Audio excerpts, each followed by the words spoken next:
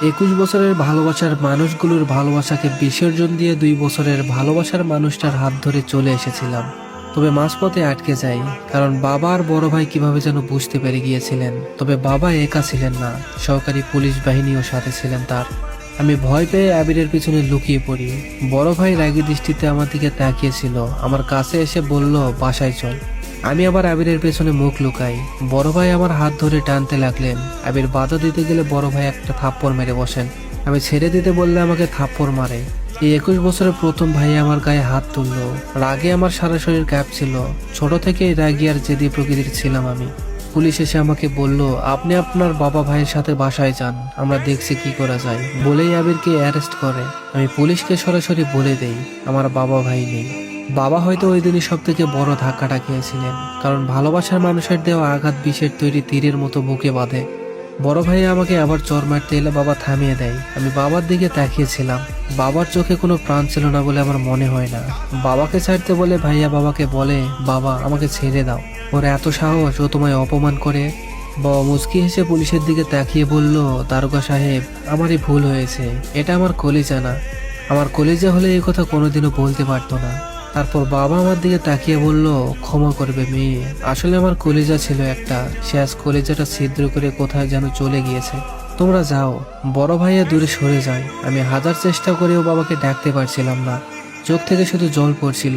তখনই বুঝতে পারছিলাম আমি কি বড় ভুল করে ফেলেছি। বাবা বড় ভাইয়া পুলিশদের নিয়ে চলে যায়। আমি চিৎকার দিয়ে বাবা বলে কান্না করে রাস্তার উপর বসে পড়ি। আবির পেছন থেকে এসে আমায় ধরে বলেছিল, চিন্তা করো না, সব ঠিক হয়ে যাবে। আমি আবিরের এই সান্ত্বনা বাণীটা ওই দিনই মেনে নিতে পারছিলাম না, কারণ আমি তো আমার বাবার মেয়ে। বাবার রাগ অভিমান সবটা আমার জানা ছিল। আমি ঈশিতা, বাবা মায়ের একমাত্র মেয়ে। তবে আমার বড় একটা ভাই আছে। দুনিয়ার সবার ভালোবাসা পরিমাপ করা গেলেও এই দুইজনের ভালোবাসা কখনো পরিমাপ করতে পারা যাবে বলে আমার মনে হতো না। বড় ভাই আমার আদর করে মুনি বলে ডাকতো, আর বাবা আদর করে কলিজা বলে ডাকতো। আমার বুদ্ধি হওয়ার পর থেকে আমি একদিনও শুনিনি বাবা আমায় আমার নাম ধরে ডেকেছে। সবসময় শুধু কলিজা বলেই ডাক দিত। আর আমিও বাবার এই ডাকটাতেই বেশি প্রশান্তি খুঁজে পেতাম। বড় হওয়া অব্দি একটা দিনও একটা ক্ষণ বাবা আমায় বকা অব্দি দেননি। মায়ের তো দূরের কথা, আম্মা মাঝে মাঝে বলতো, মেয়েদের এত আদর দেওয়া ভালো না, বুঝলে, বেশি আদর দিলে পোলাপন খারাপ হয়ে যায়। বাবা তখন রাগী দৃষ্টিতে মায়ের দিকে তাকিয়ে বলতো, আমার আর আমার কলিজার মধ্যে তুমি আসবা না। ও আমার কলিজা, আমার সব ভালোবাসাটুকু ওর জন্য, আমার পরিটার জন্য। আমি যতক্ষণ অবধি বাসায় পৌঁছাতাম না, বাবা তেমাতার মোড়ে কাছে এসে দাঁড়িয়ে থাকতো আর বাসায় মাকে খাবার রেডি করে থাকতে বলতো। আমি কলেজ থেকে ফিরলে বাবা ভাইয়া মা তবেই খাবার খাইতো। সবসময় নিজেকে রাজকন্যা মনে হতো। এটাও মনে হতো আগেকার রাজকন্যারা যদি এখন বেঁচে থাকতো তবে হয়তো তারাও আমাকে দেখে হিংসা করতো। আবিরের সাথে আমার পরিচয়টা হয় কলেজেই। প্রথমে ফ্রেন্ডশিপ, তারপর বেস্ট ফ্রেন্ড, তারপরে ভালোবাসার মানুষ। কি নেশায় পড়েছিলাম জানি না, যার জন্য বাবা মা ভাইয়ের ভালোবাসাটাও আবিরের ভালোবাসার কাছে ফিকে বা তুচ্ছ মনে হলো।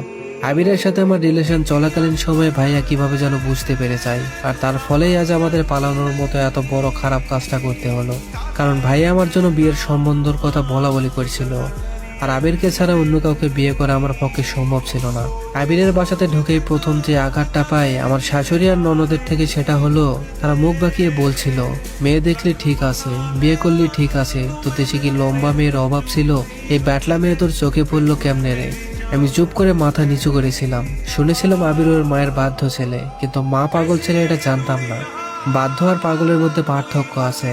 পাগল হচ্ছে ঠিক ভুল বিচার না করেই এক পক্ষ নিয়ে কথা বলে, আর বাধ্য হলো ঠিক ভুল বিচার করে সঠিকটাকে সাপোর্ট করে। আমার ভুল হলেও আবির আমাকে বকতো, আবার যদি ভুল আমার নাও হতো তবুও মায়ের পক্ষ নিয়ে কথা বলতো। আবিরের প্রতি যে ভালোবাসাটা ছিল বিয়ের আগে, সেটা কমতে থাকে বিয়ের পরে আবিরের কাজগুলো দেখে। আমি চাইতাম আবির ঠিক ভুল বিচার করে পক্ষ নিয়ে কথা বলুক। আমার ভুল হলে আমায় বকবে বা শুধরে নেওয়ার সুযোগ দিবে, আর মায়ের ভুল হলে সেটাও মাকে বলবে। কিন্তু না, সবসময় শুধু আমার উপর দিয়েই দোষ চাপিয়ে দিত। রাতে বাবা মায়ের কথা খুব মনে পড়তো আর কান্না করতাম মুখ বুঝে। বিয়ের 2 বছরের একদিনেও বাবা আমার খোঁজ নেননি, আর কলিজাটা কেমন আছে তার খোঁজটাও নেননি। আর নিবেই বা কেন? তার কলিজা যে তাদের ভালোবাসাকে অপমান করে নিজের কপালে নিজেই কুড়াল মেরে দোজকে এসে পড়েছে। 3 বছরের মাথায় আমার ফুটফুটে একটা মেয়ে হয়, একদম পরীর মতো। কিন্তু মেয়েটাকে 10 মাস পেটে রেখে বুঝেছিলাম আমার মাও তো আমায় এত কষ্ট করে তার গর্ভে ধারণ করেছিল।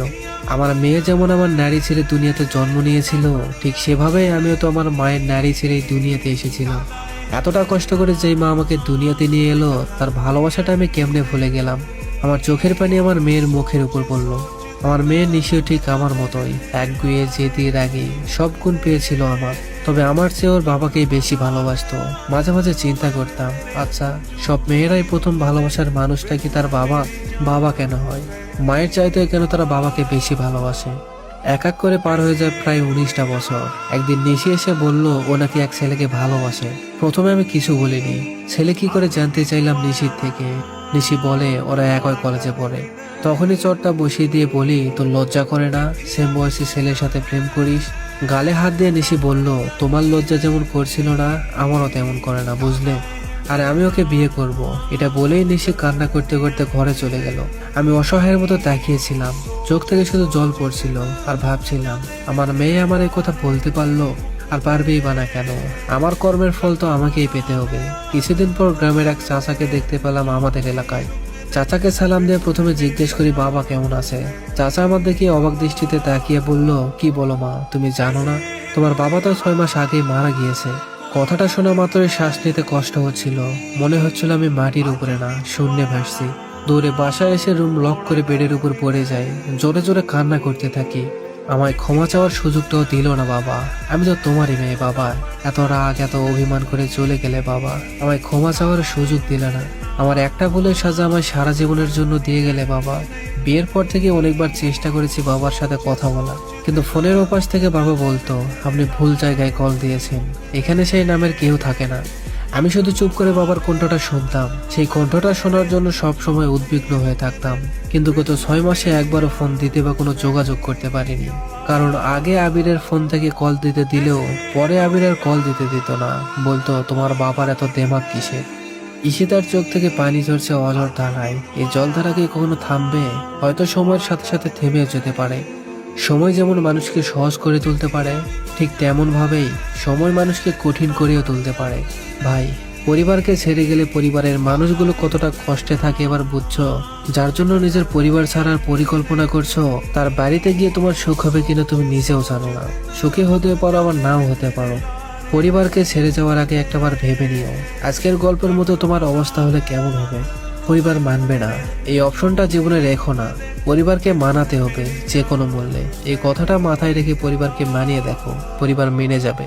পরিবারকে না মানিয়ে পরিবারের একটা মেয়েকে নিয়ে চলে গেলে পরিবারের মানুষদের অনেক কষ্ট হয় ভাই। একটা মেয়েকে একটা পরিবার বড় করতে কম কষ্ট করে না ভাই। একটা মেয়ে একটা পরিবারের কলিজা, তাই পরিবারের কলিজা ছিনিয়ে নিয়ে যাওয়ার আগে একবার না 1000 বার ভেবে দেখো।